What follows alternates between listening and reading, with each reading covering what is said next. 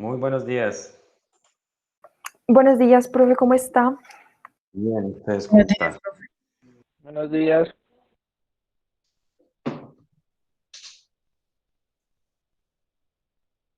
Bien, voy a compartirles un momento mi pantalla para mostrarles la lectura que debían hacer y vamos a analizar algunos términos importantes que allí pues, se presentan. Digamos que es como que vayamos construyendo un glosario de términos que van a ser usados a lo largo pues, de esta temática, ¿no? Y algunos pues serán un poco más allá para tal vez las otras técnicas. El documento comenzaba siendo pues como una pequeña descripción de la cromatografía y en qué consiste, y luego pues como vieron la descripción de cómo fue el desarrollo histórico, ¿no? Quienes contribuyeron al desarrollo de esta técnica como una técnica de separación, ¿no?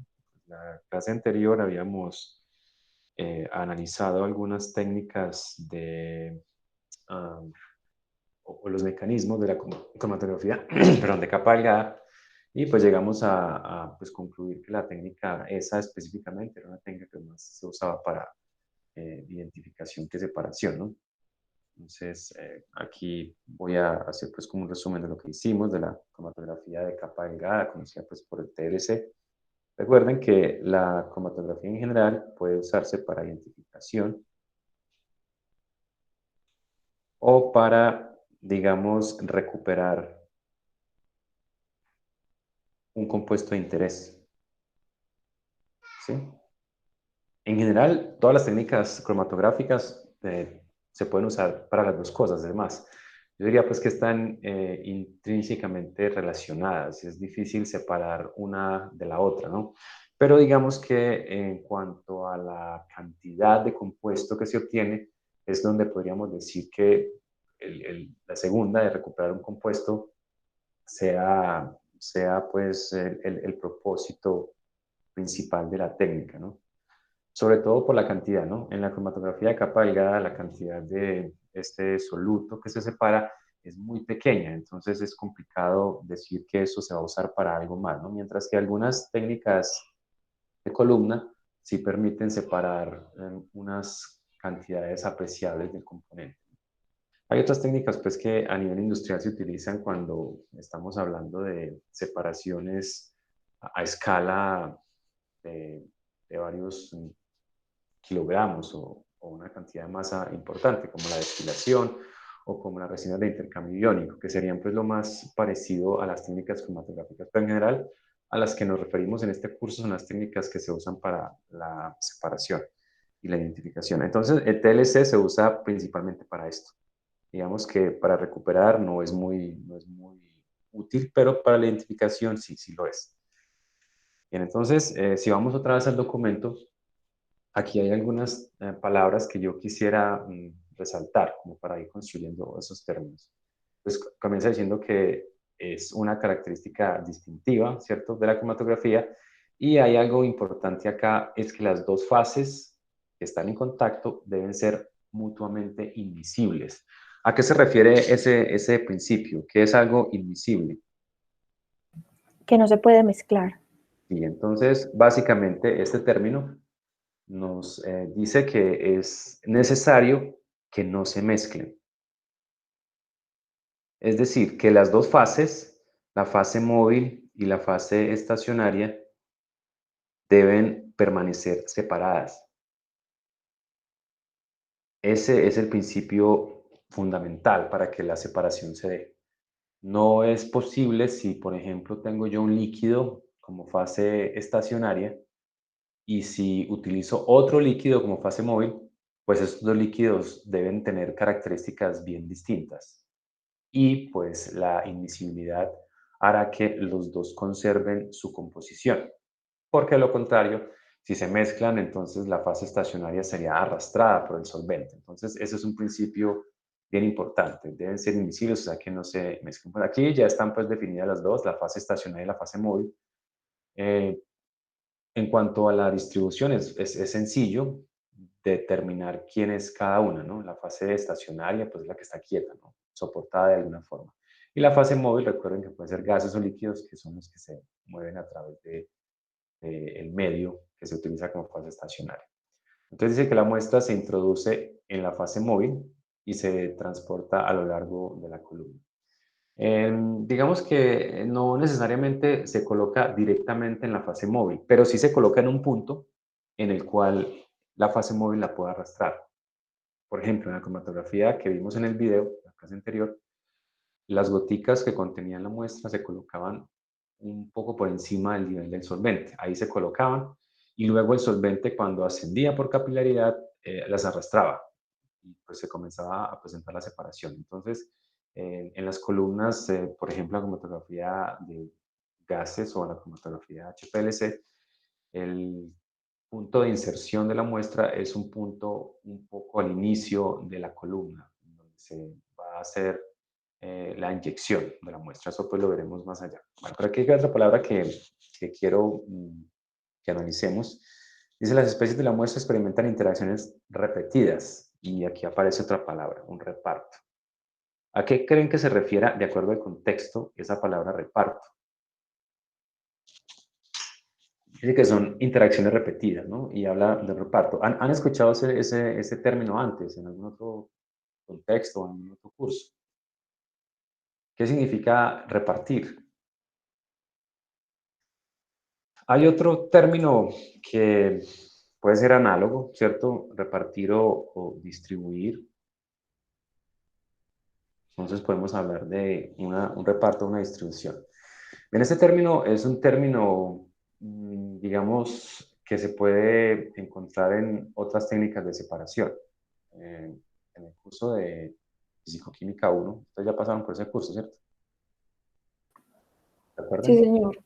Sí, Bueno, profe. en fin, Es que a medida que van interactuando, o sea, que van teniendo como reacción, entonces se van quedando y se van repartiendo entre toda la columna. sí, en la cromatografía es una distribución entre las dos fases. El término reparto o distribución, que pues encontramos, por ejemplo, coeficiente de distribución o coeficiente de reparto, se refiere a cuando tengo una interfase se refiere pues a una división entre dos fases. Yo voy a representar una fase como esta azul y aquí otra negra tal vez encima.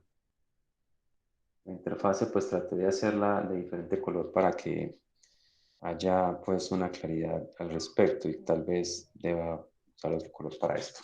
Bueno, digamos que esta es la fase 1 y esta sería la fase 2. Con fases pues me refiero a no estados de agregación, sino a un conjunto de propiedades o un medio diferente. Por ejemplo, las dos fases podrían ser una un líquido y el otro un gas, o ambas podrían ser líquidos, o tal vez una sea un sólido y la otra un gas o un líquido, ¿no? En cuanto a qué tipo de fase es, pues podrían ser dos líquidos, ¿no? Que digamos podría ser la analogía más simple de entender. Este término es muy usado o muy aplicado a la extracción líquido-líquido, que ustedes ya han llevado a cabo en el laboratorio. Recuerdan que se tiene un solvente o un medio que contiene un analito de interés, un compuesto, y se coloca en contacto físico con otro solvente que es inmiscible, la misma propiedad que debe cumplir para la cromatografía, en el otro solvente. Por ejemplo, yo puedo tener una fase acuosa que contenga, no sé, pigmentos que extraje de alguna planta. Y luego coloco un solvente orgánico, digamos cloroformo, dentro de un embudo de separación, que ustedes lo conocen, ¿no? Pues por agitación lo que se hace es tratar de que haya un contacto íntimo entre esas dos fases y un soluto, que pues lo voy a representar acá con estas bolitas, un compuesto de interés que está disuelto en una de las fases, puede cruzar la interfase y pasar a la otra. Y esto ocurre muchas veces, es decir, hasta que llega un punto en que se establezca el equilibrio.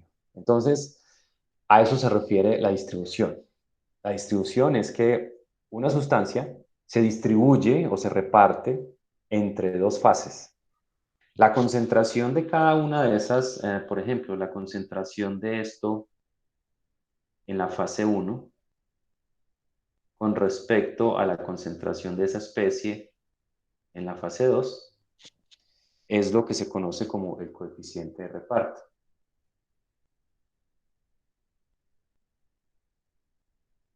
Ese coeficiente de reparto es básicamente una constante que depende de varias cosas, ¿no? Por ejemplo, depende de la temperatura.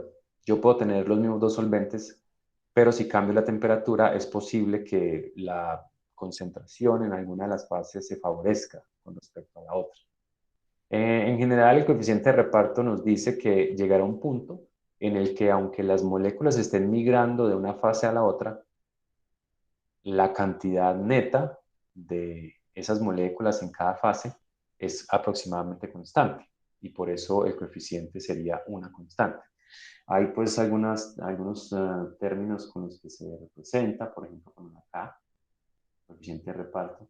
Y en cromatografía, pues veremos que hay una definición muy específica en cuanto a si es, por ejemplo, entre un líquido y un gas, o entre la fase estacionaria y la fase móvil, cuál de las dos va en el denominador y cuál en el numerador. Entonces, el coeficiente de reparto viene de allí, de tomar un soluto que se distribuye de acuerdo a la afinidad por cada una de las dos fases. Entonces, dependiendo de la propiedad o la afinidad mayor de ese soluto por una de las fases, pues eso hará que su concentración en esa fase sea mayor que la concentración en la otra. Y de hecho, pues este principio es el que se aprovecha para hacer la extracción.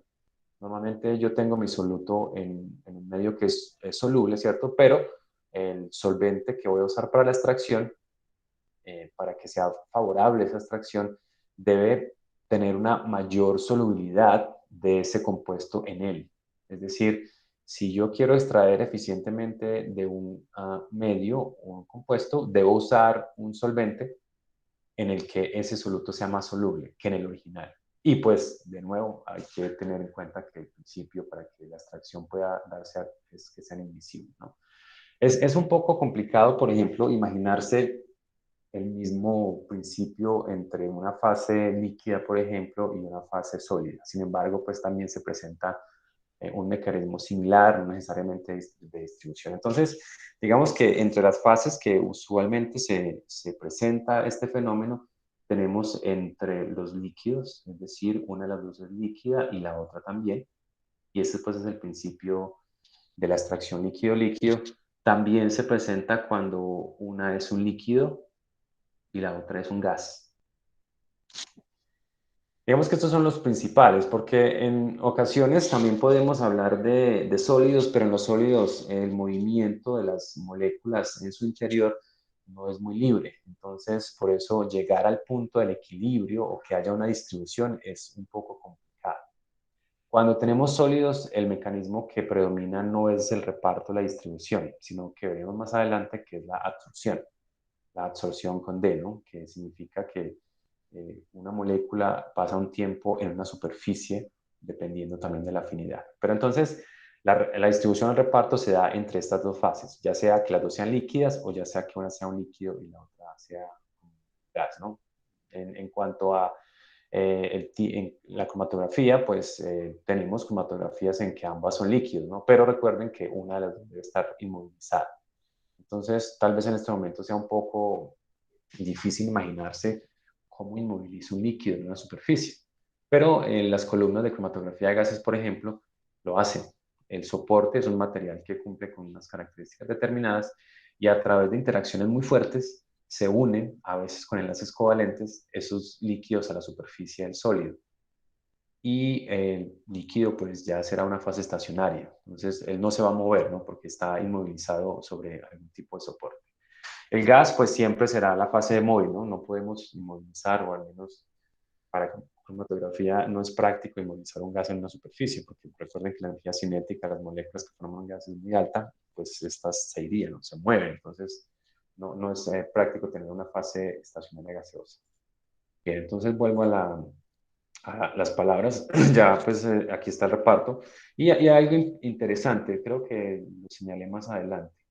Es importante que esas fuerzas o esos equilibrios, porque pues podemos hablar de equilibrios, sean reversibles para que sean usados en cromatografía.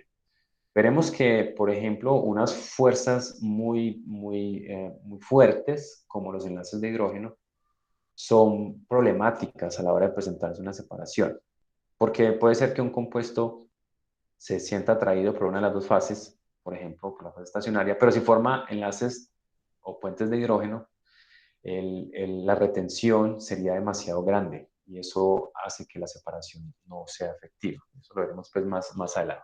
Bueno, aquí más adelante nos encontramos con otra palabra. Dice, cuando ambas fases se han escogido en forma apropiada, los componentes de la muestra se separan gradualmente en bandas en la fase móvil. Ese término banda, aquí creo que ya cambié un poco el color. Vuelvo otra vez, bueno, tal vez sea... espero que ustedes después, cuando vayan a usar esto, pues yo creo que normalmente lo que uno hace es escribirle un color lo que va a definir y luego lo define. Bueno, banda proviene de, si recuerdan, cuando termina la cromatografía de capa delgada, que ha avanzado el solvente, hay como unas manchas que, bueno, voy a dibujarlas de diferente color. Esas manchitas de diferente color determinan la posición de un compuesto con respecto a otro. Entonces, digamos que por la geometría y la forma de esas manchitas o del patrón que presentan allí, pues sí, esto se parece a una banda, ¿no? Entonces, las bandas son cada una de estas cosas. Por ejemplo, esta que estoy mostrando acá tiene 3 bandas, ¿sí? En cromatografía de capa delgada, pues es bastante obvio ver que el nombre proviene de cómo físicamente se observa, ¿no? Como una manchita alargada, como una banda, ¿no? Sin embargo, el término, aunque se ha originado en la cromatografía de capa delgada, también se extrapola a otras de las técnicas cromatográficas. Entonces, será común que veamos textos o que usemos en algunos otros tipos de cromatografía, por ejemplo, de columna, el término banda, ¿sí? Referente al grupo de moléculas que se mueven juntas. Eso será una banda, ¿no? Entonces miren que cada una de estas 3 manchitas como alargadas corresponde a una banda. Y pues si la separación fue adecuada, cada una de esas tendrá una composición única. Es decir, esto será un compuesto, esto será otro, esto será otro. Si la separación no fue adecuada, pues puede ser que alguna de estas, tal vez como la que yo trato de dibujar acá, que tiene como verde y azul, significa que esa banda no se logró una buena separación y tenemos tanto compuestos en verde como en azul. Un término que está íntimamente relacionado con esto es este término que más adelante también está referenciado y es el término pico. Yo diría que, como usando una notación matemática, son equivalentes. O sea, yo puedo hablar de un pico, yo no sé qué acabo de dibujar, pero equivalentes, o sea, se pueden hablar indistintamente de una cosa o de la otra, de un pico, ¿no? Aunque pues el pico geométricamente, pues como ustedes lo conocen, es como una montañita, ¿no? Entonces, esto es un pico cromatográfico. Tiene la analogía a una banda en cuanto a que lo que se representa es el tiempo en el eje horizontal y en el eje vertical algún tipo de señal. Una señal que está relacionada con la concentración. O sea, esto está relacionado directamente con la concentración. Puede ser una absorbancia, puede ser una fluorescencia o puede ser un potencial eléctrico. Bueno, cualquier señal que esté relacionada con la concentración. Esta representación que les hice acá es lo que se conoce como un cromatograma. Bueno, por ahora solo quiero mostrarles de dónde viene la denominación de pico. Pico, pues porque si observan acá es eso, ¿no? Es como una montañita, un pico. Entonces, los dos términos se usan indistintamente. Ya sea una banda, por ejemplo, pues aquí aparece una banda, ¿no? Y usted dice, pues eso es un pico, ¿no? O acá, pues es menos común decir que esto es un pico, ¿no? Porque geométricamente pues, no son muy similares. Pero en el cromatograma sí es muy obvio que esto es un pico, ¿no? Es como una parte donde hay una alta concentración y una zona donde no la hay, ¿no? Las bandas son más o menos así. Normalmente en un punto de la banda tendremos una concentración muy alta, o sea, digamos que, como decirlo por acá, en la mitad de la banda, voy a pintarlo también para que se vea, en la mitad de la banda tenemos la concentración más alta, que correspondería a este punto en el pico. Y hacia arriba o hacia abajo, la concentración va disminuyendo, ¿no? Debido a que si estos son compuestos, perdón, son moléculas del mismo compuesto que se mueven juntas, la mayoría van a andar juntas, pero hay unas que se van a adelantar con el solvente y hay otras que se van a atrasar un poco, aunque se trate de moléculas del mismo compuesto. Es una distribución simplemente de velocidades de migración. Unas se moverán tan rápido como el solvente y esas serán en el cromatograma las que salen primero. Recuerden que si el tiempo cero es este, estas moléculas que se representan acá o que están generando esta señal son moléculas que salieron primero. Luego se llegó a un punto en donde la mayoría salió, la concentración es muy alta y luego a medida que el tiempo sigue pasando, la concentración va disminuyendo hasta que se hace cero. Entonces, esta distribución, pues ustedes han visto que hay representaciones de fenómenos naturales que tienen esta misma forma, ¿no? Y es como una representación estadística, ¿no? Una representación de una campana de Gauss. Teóricamente, un pico cromatográfico no es más que una representación de un fenómeno estadístico y, por tanto, los picos deberían tener una forma gaussiana. Y pues como cualquier pico de una distribución normal gaussiana, pues tienen características como la desviación estándar, el alto del pico, el promedio, etcétera, ¿no? Esas características son extrapoladas de la estadística al análisis de los cromatogramas. Entonces, el término banda se refiere a eso, lo que aparece en la cromatografía de capa delgada, y el término pico a lo que se representa en un cromatograma. Pero ambos términos se refieren a un conjunto de moléculas que van viajando juntas, ¿sí? Ya sea en una forma plana de banda o en una columna como el pico, ¿no? Lo que se hace en una columna es básicamente al final de la columna colocar un dispositivo, un transductor, un sensor, como lo quieran llamar, que convierte la presencia de las moléculas en una señal eléctrica. Y eso es lo que se representa en el cromatograma. Bueno, eso lo veremos pues un poco más en detalle en adelante, pero ahora solo quiero introducir el término. Bien, entonces aquí están las bandas, ¿no? Quiero saltarme hasta el cuarto renglón. Dice, el componente menos retardado emerge primero, el retenido más fuertemente eluye al último. Entonces, este término de elusión es un término que nos vamos a encontrar muy frecuentemente en las técnicas cromatográficas. ¿A qué creen que se refiera ese término de que eluye? Tal vez a fluir, Sí, moverse. está relacionado con eso, con mover, ¿cierto? Con fluir principalmente, ¿no? Entonces, la elusión es una de los términos más importantes que se pueden encontrar en la cromatografía, ¿no? Entonces, viene de elusión, ¿sí? Y elusión es, pues hay otras palabras también, de pronto una menos común para nosotros. Eludir suena como raro, ¿no? Como eludir es como de evitar, ¿no? Pero en esencia, digamos que esta elusión está relacionado con eh, atravesar la fase estacionaria. Si se trata de una columna, la elusión es mm, la acción de atravesar completamente esa columna. Entonces, yo creo que se está mostrando, pero aquí está, ¿no? El término elusión o eluye es de mover o de fluir y es atravesar la fase estacionaria de un lado a otro. Entonces, recuerden, si se trata de una cromatografía de capa delgada, es el tiempo que tarda en ir desde el inicio, donde se colocaron las goticas de muestra, hasta el final de la separación. Si se trata de una columna, pues la ilusión es cómo va moviéndose, atravesando la columna cromatográfica. Entonces, sí está relacionado con el movimiento o con fluir. ¿Sí? La elusión es provocada principalmente por la fase móvil, ¿no? La fase móvil es la que provoca esa elusión.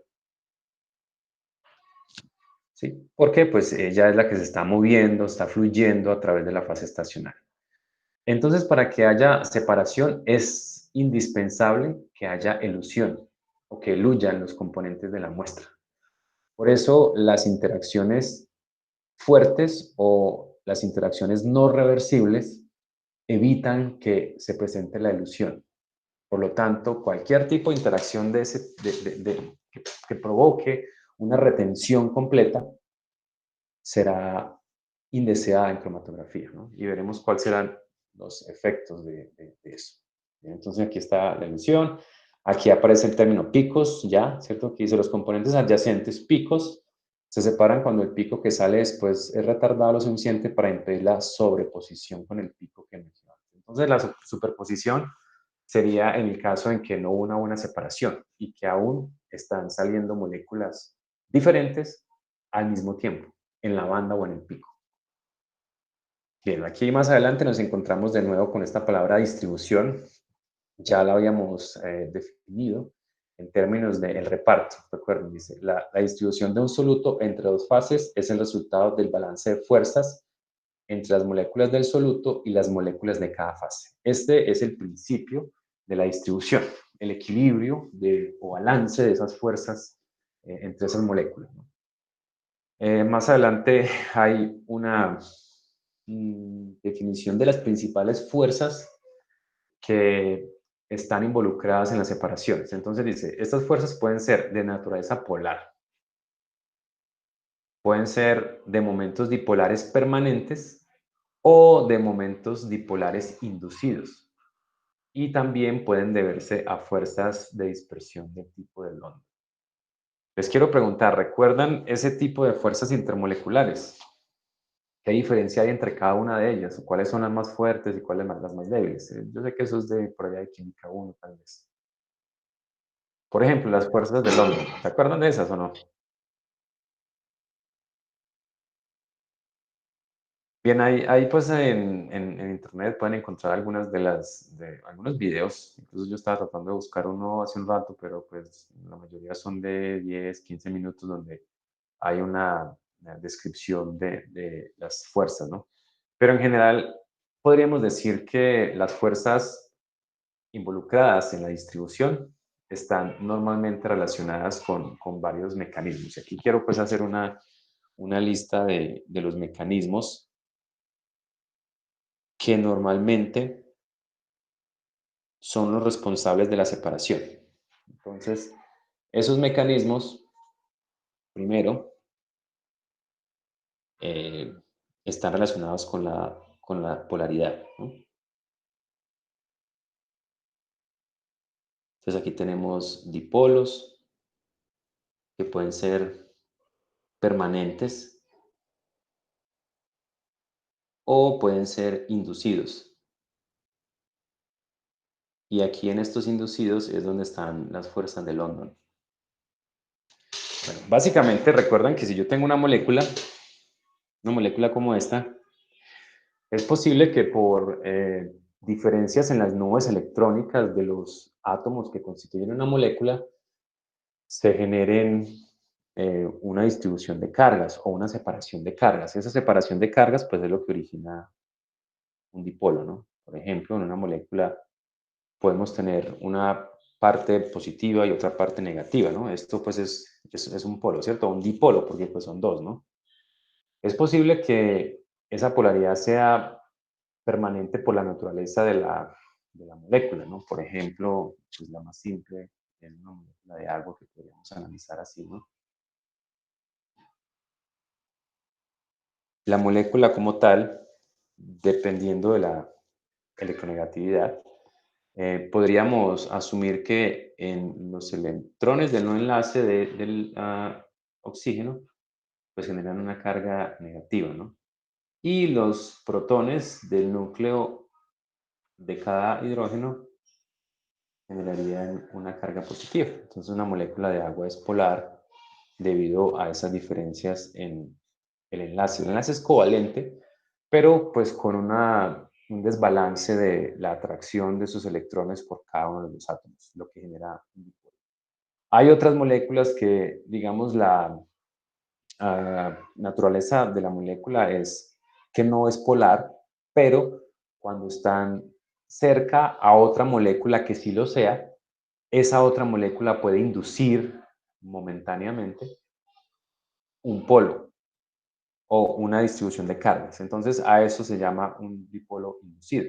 La molécula como tal no es polar, pero cuando otra cosa se acerca a ellos, una carga eléctrica o otra molécula que sí puede ser polar, esa atracción momentánea genera una nueva organización de la nube electrónica y de los protones dentro de la molécula, haciendo que se induzca o que se genere en esa molécula un dipolo. Entonces, esos son los primeros o los principales mecanismos para la interacción, la polaridad, ya sea dipolos que sean permanentes o dipolos que sean inducidos por otras moléculas. En la lectura más adelante están allá pues en la parte de la historia, los primeros que reconocieron el fenómeno de intercambio iónico fueron estos dos Wade-Thomson en 1848, ¿no? En sólidos. ¿A qué se refiere el intercambio iónico? ¿Qué será ese fenómeno del intercambio iónico?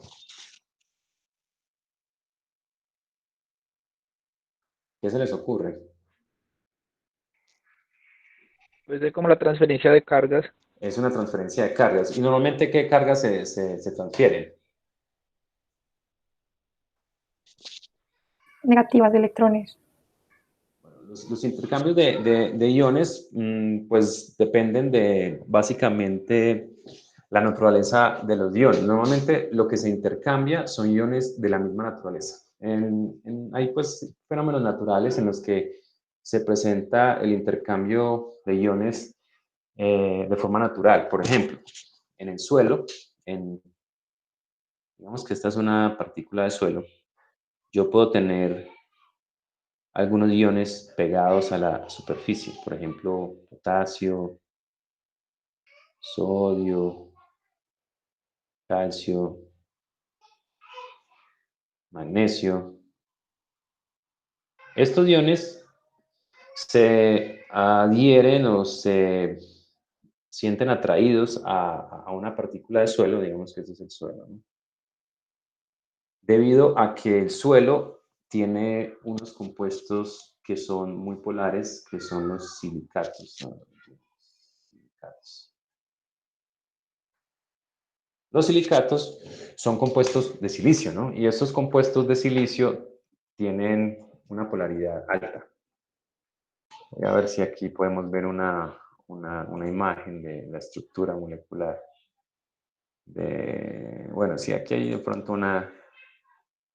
Pero en general estos, bueno, creo que aquí sí hay una representación que podemos aprovechar. Aquí, ajá, aquí está.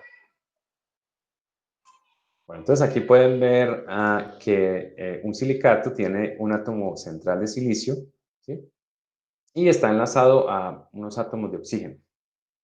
El silicio, recuerden que es del mismo grupo de la tabla periódica que el carbono, o sea que tiene las mismas, casi las mismas formaciones de enlace, o sea, es una estructura, por ejemplo, de esta tetraédrica, ¿no? O en el caso de compararlo con los compuestos de carbono, pues también presenta 4 enlaces, ¿no? Es del mismo grupo. Entonces observen que los silicatos tienen oxígenos enlazados al silicio. Los oxígenos tienen una electronegatividad mucho mayor que el silicio. Por lo tanto, en las zonas donde está el oxígeno tendremos cargas un polo positivo y donde está, perdón, negativo y donde está el silicio positivo. Pero los silicatos con esta fórmula son compuestos muy polares. Incluso aquí pueden ver que esta es una estructura tetraédrica del SiO4 y de hecho la polaridad es tan alta que incluso pueden ser cargas eléctricas. Entonces miren acá que por ejemplo este tiene una carga de -4. Entonces eso explicaría por qué estos iones que son de carga positiva se atraen por esto, ¿no? Por ejemplo, un silicato como estos tiene una carga negativa, ¿no? Entonces, digamos que la matriz del suelo, que son estos silicatos, tiene una carga eléctrica negativa, ¿sí? Entonces, yo la voy a representar acá. Negativa. Para que haya intercambio de estos iones, yo necesito introducir un ion de la misma carga. Por ejemplo, si yo tengo un ion como yo este ion lo puedo intercambiar de forma que el sodio salga y donde estaba el sodio va a quedar un hidrógeno.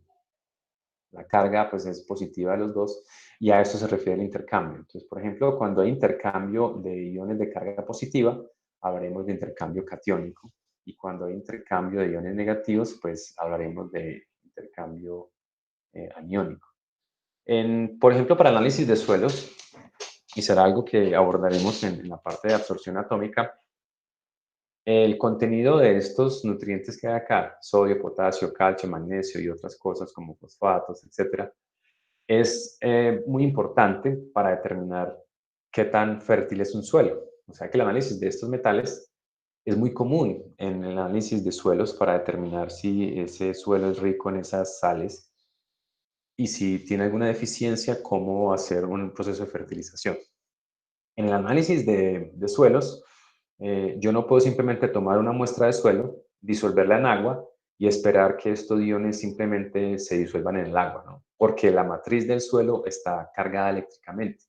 Entonces, en el análisis de suelos, por ejemplo, lo que se hace es usar este ion, amonio. Entonces, se utiliza cloruro de amonio o una solución acuosa de cloruro de amonio en la que se disuelve el suelo y se deja un par de horas en agitación. Entonces, el propósito de ese proceso es que estos iones amonio que están en la solución que yo voy a usar como para extraer el suelo, van a reemplazar en la matriz a cada uno de estos iones que están pegados eléctricamente a esa partícula de suelo. Entonces, en el análisis de suelos, yo agrego este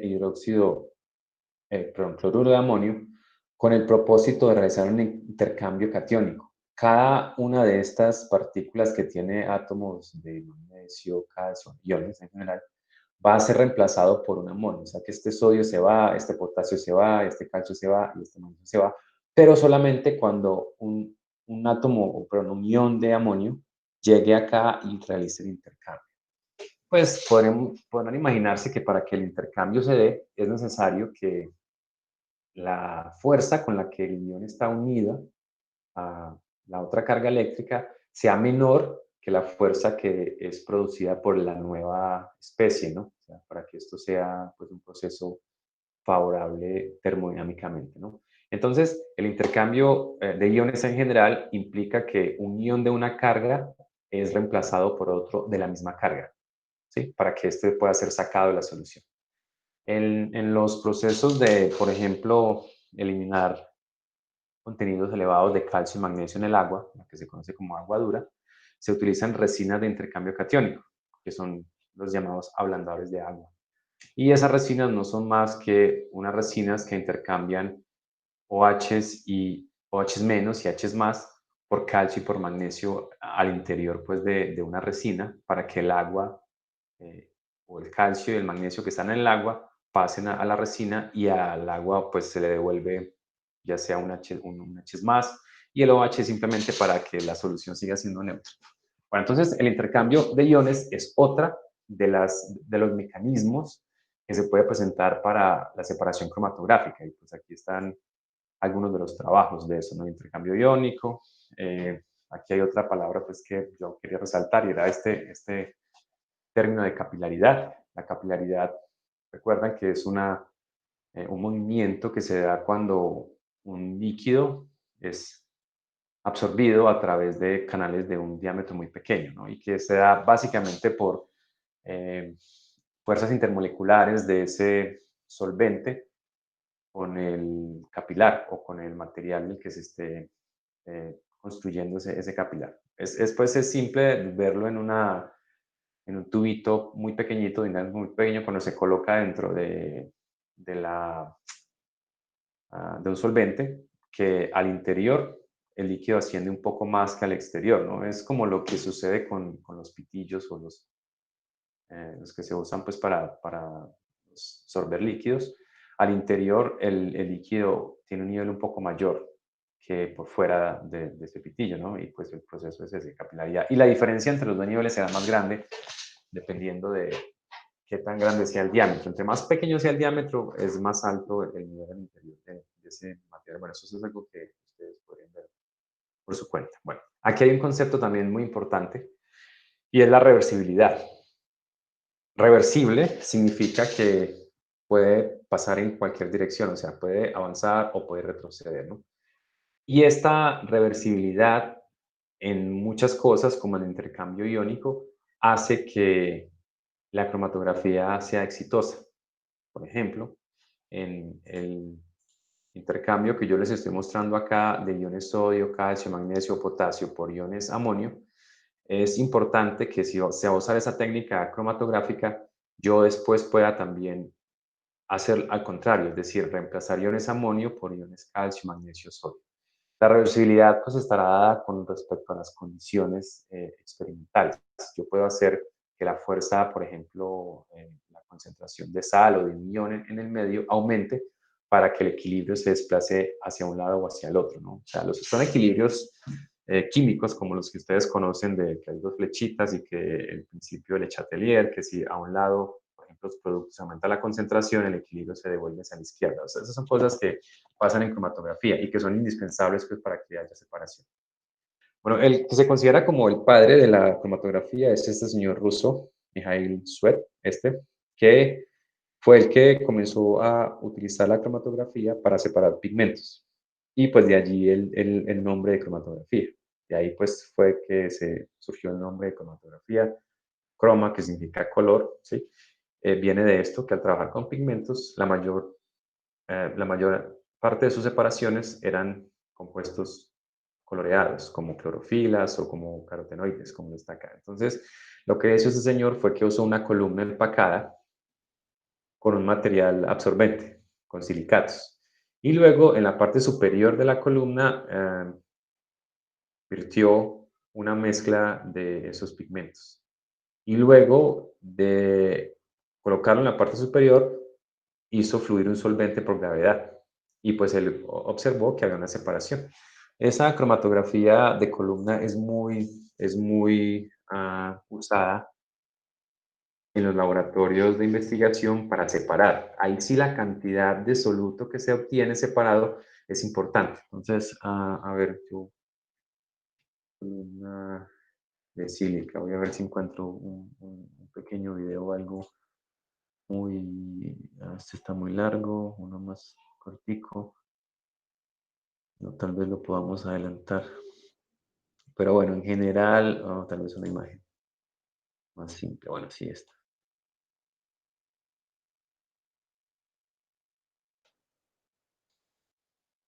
En la separación por columna, lo que se obtiene es algo como esto. Les voy a mostrar acá. Entonces, en la parte superior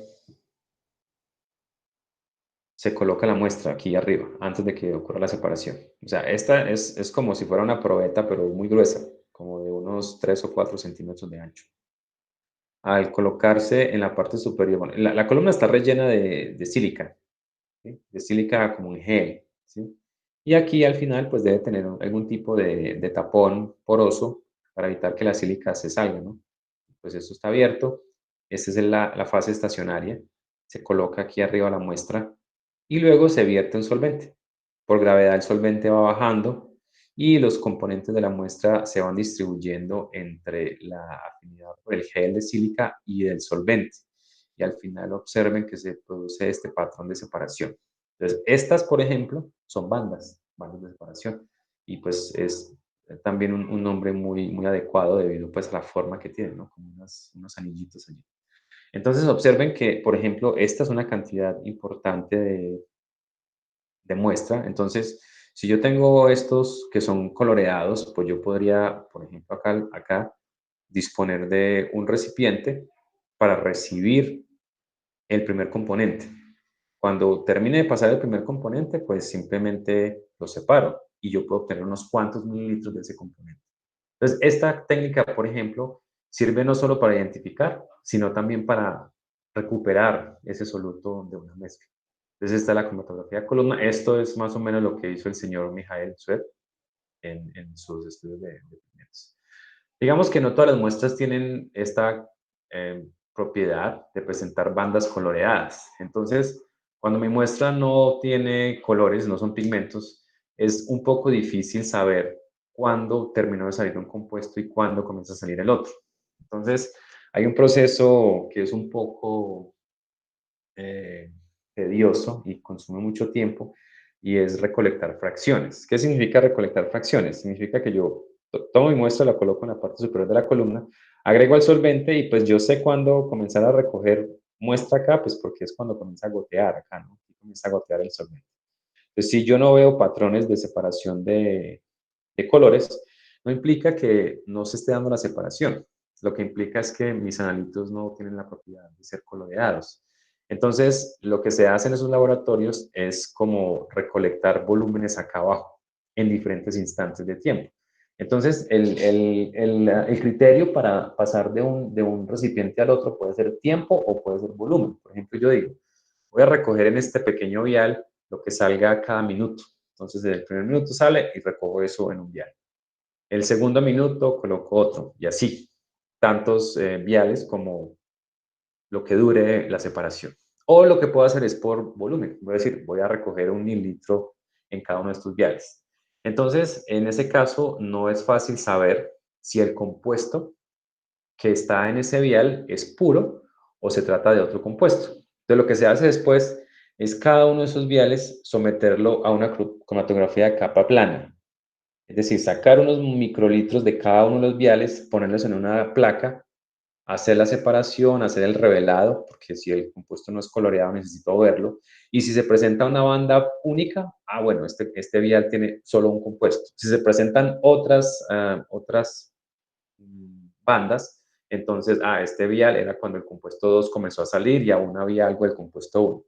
Entonces, si se imaginan, mi proceso es bastante largo, ¿no? Porque implica esperar que comience la separación, sacar los viales de cada uno y luego de cada uno de esos viales hacer una separación por HPLC, perdón, por TLC, y eso pues sería un poco extenso. Bueno, entonces yo diría pues que este es el señor que más le aportó a la separación, Michael Schwedt, y pues hay otros avances, aquí hay sobre todo intercambio iónico, aquí está el término partición, que también está relacionado con reparto. Es decir, distribución, partición o reparto es lo mismo. ¿Sí? Significa el equilibrio entre dos fases de un soluto. O sea, cuando encontremos esos términos se referirán exactamente a lo mismo.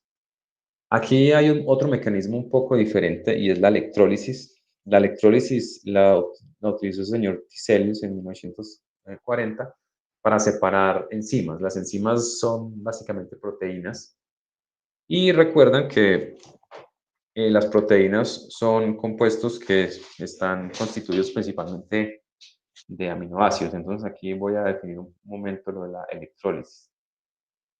No es una técnica cromatográfica, pero digamos que es un principio de separación bien importante. Básicamente lo que se hace es colocar sobre un gel conductor, conectar los dos polos de una batería, ¿sí? Digamos que este es el positivo y este es el negativo. Y sobre la superficie de ese gel conductor se coloca mi muestra, la muestra que yo quiero separar, ¿sí? Y después de que está la muestra colocada sobre eso, simplemente aplico una diferencia de potencial, o sea, inicio el proceso. Lo que va a suceder es que aquellas partículas cargadas positivamente se van a mover hacia el negativo y las que están cargadas negativamente se van a mover hacia el positivo. Entonces, la electrólisis es un proceso de separación basado en cargas eléctricas. No es un intercambio iónico porque pues no hay cambio de esos iones, pero los electrones que fluyen a través del medio conductor, este es un gel, el conductor, son los que provocan la separación. En el caso de las proteínas, recuerden que las proteínas están constituidas de aminoácidos, que son grupos carboxilos y que en algún punto tienen un grupo amino, ¿no? Y pues aquí tienen otros grupos. Recuerden que tanto ese oxígeno del grupo carboxilo como el nitrógeno del grupo amino tienen diferentes propiedades. Por ejemplo, yo puedo protonar este grupo, ¿no? También la amina, que es un grupo básico, también podría recibir H más. Entonces, por ejemplo, dependiendo del pH, un aminoácido podrá estar cargado eléctricamente o no. Por ejemplo, a pHs ácidos, esta molécula estaría cargada eléctricamente, debido a que, por ejemplo, el grupo ácido estaría protonado, o sea que por este lado no hay carga eléctrica. Sin embargo, el grupo amino lo podría estar. Entonces, este grupo amino podría estar protonado. Entonces, a pHs ácidos, por ejemplo, este aminoácido tiene carga eléctrica. O sea que si yo tengo muchos de estos aminoácidos en una proteína, al estar acá, pues ese aminoácido o esa proteína que tiene una gran cantidad de estos grupos que tienen carga eléctrica a pH básico, se moverán hacia la derecha. Entonces yo puedo controlar la separación con base en el pH.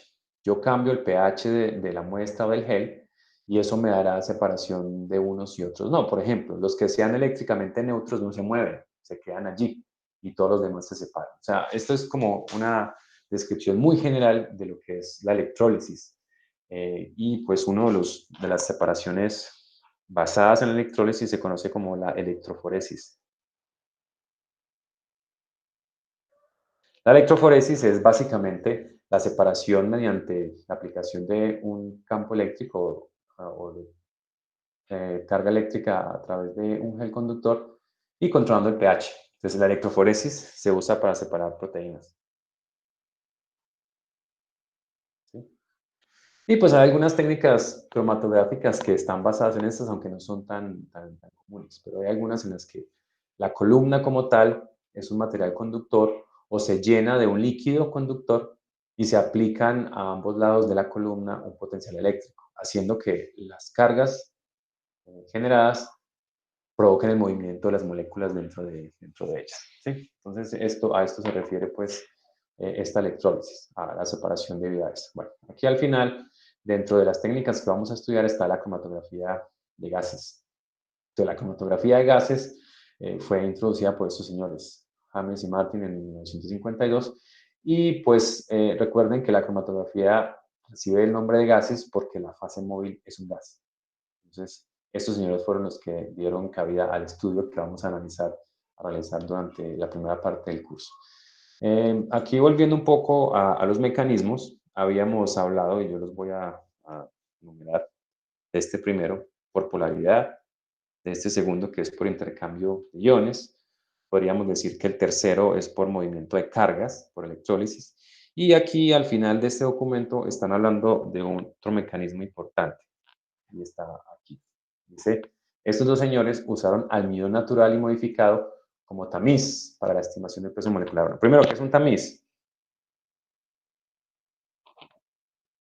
¿Qué entendemos por este término, tamiz? ¿Han escuchado tamizar? Esto ha estado como en los medios Es como para últimamente. separar sólidos, ¿no? Sí, un tamizado es eso, ¿no? Un tamizado es para separar, ¿cierto? Por tamaño.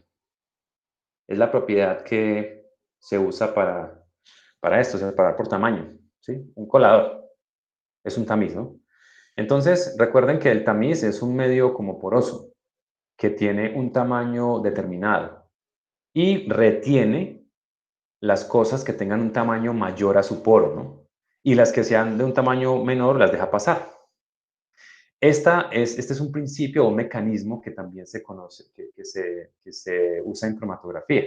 Hay varios nombres, por ejemplo, el más técnico, voy a conservar el es exclusión.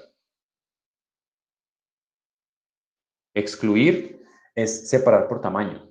¿Sí? Entonces, el principio, la cromatografía de exclusión, a veces se coloca exclusión por tamaño o simplemente se dice exclusión. Entonces, cuando nos encontremos con el término exclusión, se refiere a que hay una selección de acuerdo al tamaño de las moléculas, ¿sí? Entonces, aplicado específicamente a la cromatografía, depende del tamaño de las moléculas a separar. Es decir, cada uno de estos 4 mecanismos aplica dependiendo de la propiedad que más difiera entre los componentes de la muestra. Si yo tengo, por ejemplo, iones, pues seguramente utilizaré intercambio iónico. Pero si tengo, por ejemplo, moléculas que su polaridad es muy parecida, pues seguramente el principio de reparto no va a funcionar muy bien. Entonces puede ser que el tamaño de las moléculas que constituyen la muestra sea diferente. Entonces yo puedo usar la exclusión de tamaño para separarlas. Eso lo veremos pues más en detalle. Es principalmente usado para separar proteínas.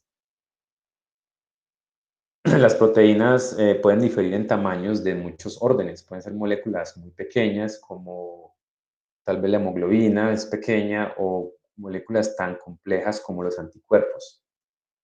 Los anticuerpos o las que conocemos nosotros como las moléculas, los globulines, que son las proteínas que son encargadas de atacar los invasores en el sistema inmune, son moléculas gigantescas, son muy grandes. El tamaño de una proteína se da en términos del peso molecular. Eso pues lo veremos más en detalle. Pero en general yo también puedo separar por el peso molecular. Entonces aquí está, estos señores utilizaron como tamiz almidón. Y la razón es porque el almidón es un polímero. Es un polímero como una estructura de red de carbohidratos. Entonces, físicamente, el almidón puede actuar como si fuera un tamiz. De forma que si yo lo utilizo para hacer pasar a través de él una muestra, las moléculas pequeñitas atraviesan fácilmente ese almidón, mientras que las moléculas grandes van a quedar retenidas, ¿no? Algo como la filtración, aunque veremos que en cromatografía ocurre exactamente lo contrario. Bueno, aquí al final este señor Moore desarrolló la permeación de gel, que es lo que les acabo de mostrar, la electroforesis, es esto, permeación en gel. Y esta permeación también está basada en diferencias de tamaño. O sea, yo puedo tener gel con electroforesis o puedo tener un gel que actúa como un medio de un tamizaje, ¿no? Puedo seleccionar moléculas dependiendo del tamaño de ellas, ¿no? Entonces, aquí todavía nos faltaría pues analizar uno de los mecanismos, pero por ahora los mecanismos más comunes en la cromatografía pues son por diferencias en polaridad, por intercambio de iones, o sea que cada una de estas técnicas o los mecanismos se selecciona dependiendo del analito. Si hay diferencias en polaridad, pues este será el mecanismo que voy a usar. Si las moléculas tienen carga, pues seguramente utilizaré intercambio de iones o puedo utilizar electroforesis. Y si hay diferencias importantes en el tamaño, pues voy a utilizar cromatografía de exclusión de tamaño. Esos son los más importantes. Veremos la próxima clase otras distribuciones y otras configuraciones de la cromatografía. Esto pues era lo que quería mostrarles por hoy. La plataforma de Classroom hay un documento que es sobre la clasificación de la cromatografía. Ese lo vamos a analizar el próximo martes. Entonces, antes pues, de terminar, quisiera preguntarles qué preguntas tienen sobre lo que vimos hoy.